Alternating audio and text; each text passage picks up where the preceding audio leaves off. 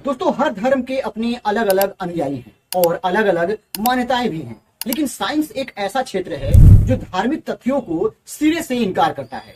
इसकी अवधारणा से आज तक कोई बहस नहीं कर पाया है, लेकिन पूरी दुनिया में एक कुरान ही ऐसी ईश्वरीय किताब है जिसने हर तरह से साइंस को चैलेंज दिया है। दोस्तों, आज हम इस्लाम की एक ऐसी अवधारणा को उजागर करेंगे जिसने साइंसदानों की पूरी अवधारणा को ही हिला के रख दिया है, और वो ये है कि पूरी दुनिया में सबसे पहला इंसान कैसे वजूद में आया, कैसे हुआ इंसान का जन्म, और पूरे ब्रह्मांड में इंसान को ही वो सारी अक्ल और शऊर क्यों मिला है, हालांकि धरती पर इंसान के जैसे अनगिनत जीव हैं। हेलो दोस्तों, स्वागत है आप सभी का हमारे इस चैनल डिजिटल इन्फो मीडिया में। हर व्यक्ति के मन में ये सवाल उठता ही है कि आखिर सबसे पहले धरती पर कौन आया होगा, या सबसे पहले धरती पर किस प्राणी ने जन्म लिया होगा। अगर आपके भी मन में इसी तरह के सवाल चल रहे हैं तो ये वीडियो पूरा जरूर देखिएगा ताकि आपके सवालों का जवाब मिल सके। दोस्तों, आज हम इस सवाल का जवाब दो अवधारणा से प्राप्त करेंगे, जहां साइंस का मानना है कि दुनिया का पहला मानव होमो सेपियंस बंदर की शक्ल से विकसित हुआ, जो आज के आधुनिक मानव का रूप है, जबकि इस्लामी अवधारणा के अनुसार इस कायनात को पैदा करने वाले एक ईश्वर यानी अल्लाह ने पूरी दुनिया में सबसे पहला इंसान हजरत आदम अलैहिस्सलाम को इंसानी शक्ल में ही पैदा किया। तो आइए जरा इन दोनों अवधारणाओं को समझने की कोशिश करते हैं कि आखिर पहला इंसान वजूद में आया कैसे। दोस्तों, अगर आप हमारे चैनल पर नए हैं तो चैनल को सब्सक्राइब करना नहीं भूलिएगा, क्योंकि हम इसी तरह की इन्फॉर्मेटिव और ऐतिहासिक वीडियो आपके लिए बनाते रहते हैं। दोस्तों, वैज्ञानिकों के अनुसार दुनिया का पहला आधुनिक मानव होमो सेपियंस लगभग 3.5 लाख साल पहले अफ्रीका में उत्पन्न हुआ। कुछ वैज्ञानिकों का मानना है कि दुनिया का पहला मानव एक उत्परिवर्तन के कारण उत्पन्न हुआ था, यानी विज्ञान के अनुसार मानव का जन्म विकास के सिद्धांत द्वारा हुआ है। विज्ञान का यह सिद्धांत बताता है कि सभी जीव एक लंबे समय के साथ साथ बदलते रहते हैं और नई प्रजातियां विकसित करते हैं। वैज्ञानिकों का मानना है कि मनुष्य प्राइमेट्स नामक प्राचीन जीवों से विकसित हुए थे। प्राइमेट्स स्तनधारी जीवों का एक समूह है जिसमें बंदर, लेमर्स और टार्सियर शामिल हैं। प्राइमेट्स समूह के जीवों में बड़े दिमाग, आगे की ओर आंखों और पकड़ने वाले हाथों और पैरों की विशेषता पाई जाती है। अधिकांश प्राइमेट पेड़ों पर रहते हैं और वे सामाजिक प्राणी की तरह इस समूह में बने रहते हैं। दोस्तों, विज्ञान की अवधारणा के अनुसार प्राइमेट्स पृथ्वी पर लगभग 3.5 लाख वर्षों से हैं। प्राइमेट्स की 500 से अधिक विभिन्न प्रजातियां हैं। सबसे छोटा प्राइमेट्स माउस लेमर है, जिसका लगभग वजन आपको 100 ग्राम देखने को मिल जाएगा। सबसे बड़ा प्राइमेट्स गोरिल्ला है, जिसका वजन 200 किलोग्राम होता है।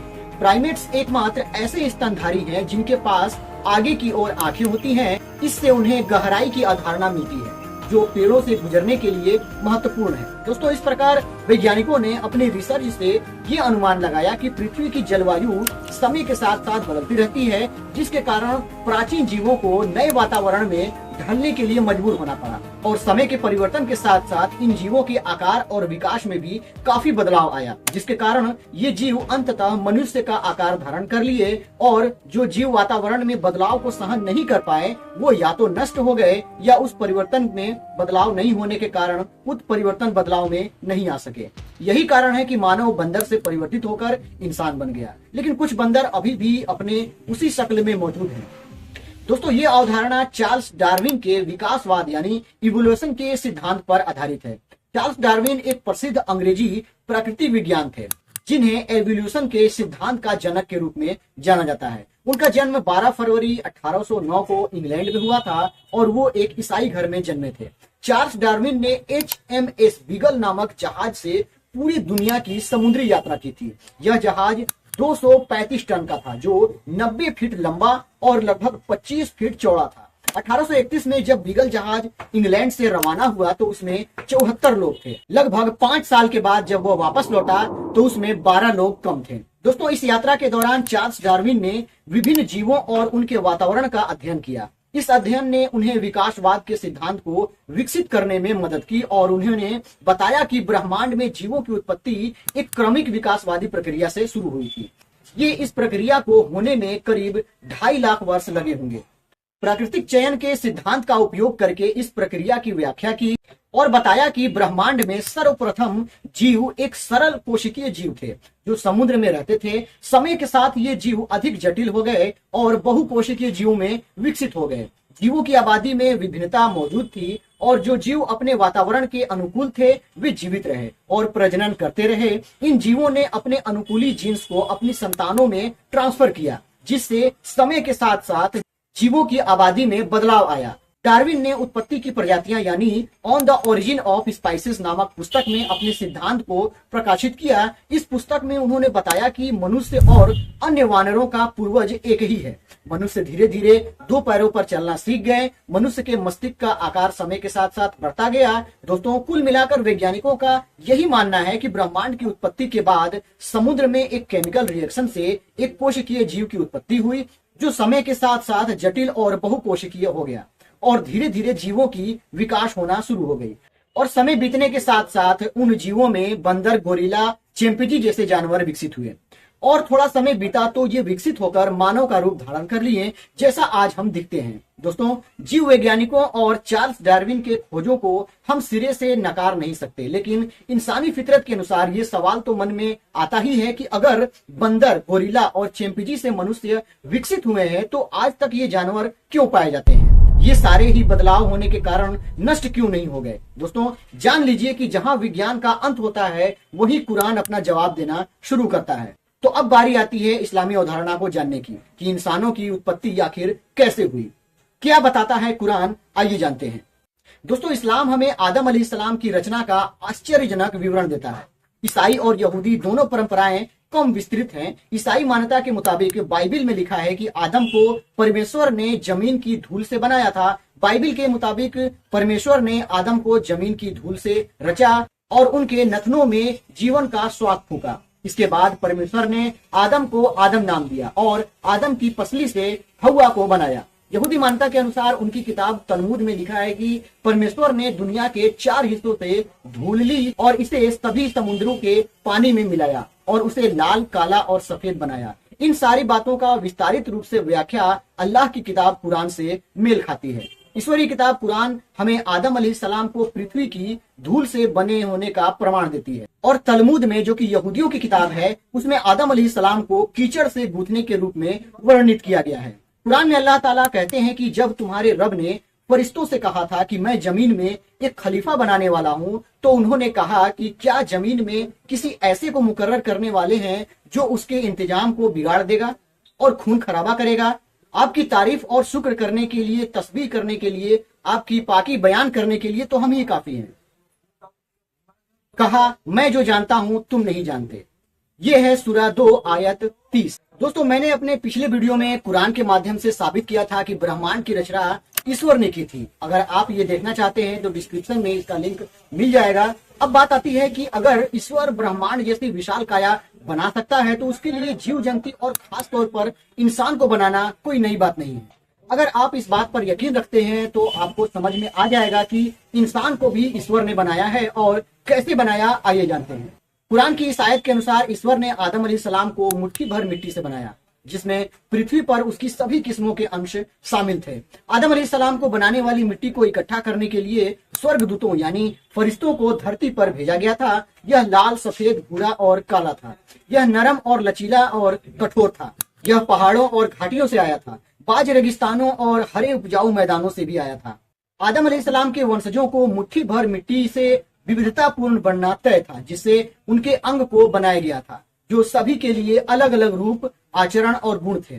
पूरे कुरान में आदम अलैहिस्सलाम को बनाने के लिए इस्तेमाल की गई मिट्टी को कई नामों से जाना जाता है और इससे हम उनकी रचना के कुछ कार्य प्रणाली को समझ भी सकते हैं। आदम अलैहिस्सलाम को सृष्टि के अलग अलग चरणों से मिट्टी को इकट्ठा करके उनका पुतला जैसे आकार बनाया गया था। पृथ्वी पर पाई जाने वाली मिट्टी को मिट्टी ही कहा जाता है और अल्लाह ने भी इसे मिट्टी के रूप में ही संदर्भित किया है। जब इसे पानी में मिलाया जाता है तो यह कीचड़ बन जाता है, जो यहूदियों की किताब तलमुद से मेल खाता है।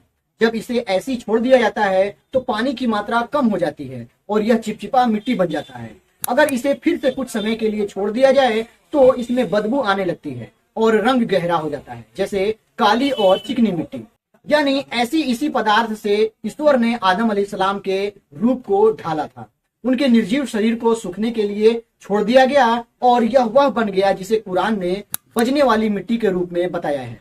आदम अलैहिस्सलाम को कुम्हार की मिट्टी के जैसी मिट्टी से ढाल दिया गया। जब इस पर थपकी दी जाती थी तो इससे बजने वाली आवाज जैसी निकलती थी।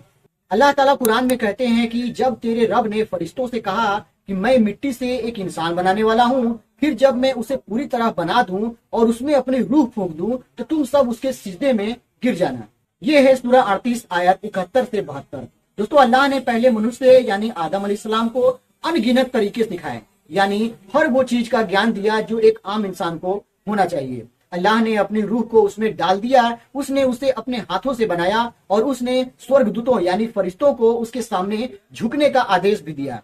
और अल्लाह ने फरिश्तों से कहा आदम को सजदा करो, तो इब्लीस के सिवा सब ने सजदा किया। यह है सूरह 7 आयत 11। दोस्तों, यहाँ पर यह बात थोड़ा समझने वाली है कि पूजा तो सिर्फ ईश्वर के लिए है, लेकिन स्वर्गदूतों द्वारा आदम को नमस्तक करना एक सम्मान का प्रतीक था, यानी उस ईश्वर के आदेश का पालन करना था। पैगंबर मोहम्मद सल्लल्लाहु अलैहि वसल्लम ने भी कहा था कि अल्लाह ने आदम को अपनी छवि में बनाया था। इसका मतलब यह नहीं कि आदम को ईश्वर के समान दिखने के लिए बनाया गया था, क्योंकि ईश्वर अपने सभी पहलुओं में अद्वितीय है। हम उनकी छवि को समझने या बनाने में असमर्थ हैं। हालांकि इसका अर्थ यह है कि आदम अलैहिस्सलाम को कुछ ऐसे गुण दिए गए थे जो ईश्वर के पास भी हैं। हालांकि ईश्वर के गुण अतुलनीय हैं। उन्हें दया, प्रेम, स्वतंत्रता, इच्छा और अन्य गुण दिए गए थे। फिर आदम अलैहिस्सलाम को निर्देश दिया गया था कि वह अपने पास बैठे स्वर्गदूतों यानी फरिश्तों के समूह में से संपर्क करें और अस्सलाम वालेकुम शब्द के साथ उनका अभिवादन करें। और फरिश्तों ने भी जवाब में उत्तर दिया वालेकुम अस्सलाम, यानी आप पर भी ईश्वर की शांति, दया और आशीर्वाद हो। उस दिन से ये शब्द उन लोगों का अभिवादन बन गया जो ईश्वर को समर्पित थे। आदम अलैहिस्सलाम की बनने के समय से उनके वंशजों अर्थात हम लोगों को शांति फैलाने का निर्देश दिया गया था। ईश्वर ने मानव जाति से कहा था कि उसने उन्हें नहीं बनाया सिवाय इसके कि वे उसकी पूजा करें। इस दुनिया में सब कुछ आदम अलैहिस्सलाम और उनके वंशजों के लिए बनाया गया था ताकि हमें ईश्वर की पूजा करने और जानने की हमारी क्षमता में सहायता मिल सके। ईश्वर के अनंत बुद्धि के कारण आदम अलैहिस्सलाम और उनके वंशजों को पृथ्वी पर कार्यवाहक होना था। इसलिए ईश्वर ने आदम अलैहिस्सलाम को वह सब कुछ सिखाया जो उसे इस कर्तव्य को निभाने के लिए जानना आवश्यक था। अल्लाह फिर आगे कुरान के माध्यम से कहते हैं कि अल्लाह ने आदम को सारी चीजों का नाम सिखाया, फिर उन्हें फरिश्तों के सामने पेश किया और कहा अगर तुम्हारा ख्याल सही है किसी खलीफा के मुकर्रर करने से इंतजाम बिगड़ जाएगा तो जरा उन चीजों के नाम बताओ। ये है सूरह 2 आयत 31। यानी ईश्वर ने आदम अलैहिस्सलाम को हर चीज को पहचानने और नाम निर्दिष्ट करने की क्षमता दी थी। अल्लाह ने उन्हें भाषा, भाषण और संवाद करने की क्षमता सिखाई। ईश्वर ने आदम अलैहिस्सलाम को ज्ञान की अतिरिक्त आवश्यकता और प्रेम से भर दिया। आदम अलैहिस्सलाम ने उन सभी बातों के नाम और उपयोग सीख लिए थे जो ईश्वर ने स्वर्गदूतों से कहे थे। इसके बाद अल्लाह ने फरिश्तों से पूछा कि मुझे उनके नाम बताओ तुम यदि सच्चे हो। सबने कहा तू पवित्र है, हम तो उतना ही जानते हैं जितना तुम्हें उन्होंने सिखाया है। वास्तव में तू अति ज्ञानी तत्वज्ञ है। यह है कुरान 2 आयत 31 से 32 तक।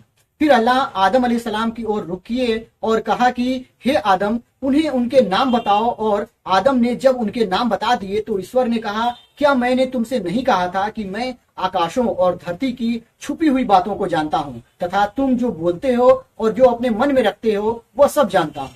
यानी आदम अलैहिस्सलाम ने स्वर्गदूतों से बात करने की कोशिश तो की, लेकिन वे केवल उतना ही जानते थे जितना अल्लाह ने फरिश्तों को बता रखा था। यानी स्वर्गदूतों को कोई विशिष्ट ज्ञान या इच्छा की स्वतंत्रता नहीं थी। उनका एकमात्र उद्देश्य ईश्वर की पूजा करना और स्तुति करना था। दूसरी ओर आदम अलैहिस्सलाम को तर्क करने, चुनाव करने और वस्तुओं और उनके उद्देश्य की पहचान करने की क्षमता दी गई थी। उसने आदम अलैहिस्सलाम को पृथ्वी पर आने वाली भूमिका के लिए तैयार करने में मदद की थी। इसलिए आदम अलैहिस्सलाम हर वो चीज के नाम जानते थे। दोस्तों, इस्लामिक अवधारणा को गहराई से अध्ययन करने पर पता चलता है कि विज्ञान की अवधारणा बिल्कुल गलत है कि इंसान पहले अन्य जीवों से विकसित हुआ है, जिसमें बंदर, गोरिल्ला और चिंपैंजी शामिल हैं। इस्लाम की अवधारणा के मुताबिक दुनिया में पहला इंसान ही की शक्ल में पैदा किया गया था, न कि वो अन्य जीवों से विकसित हुआ था और न ही वो खुद से बन गया।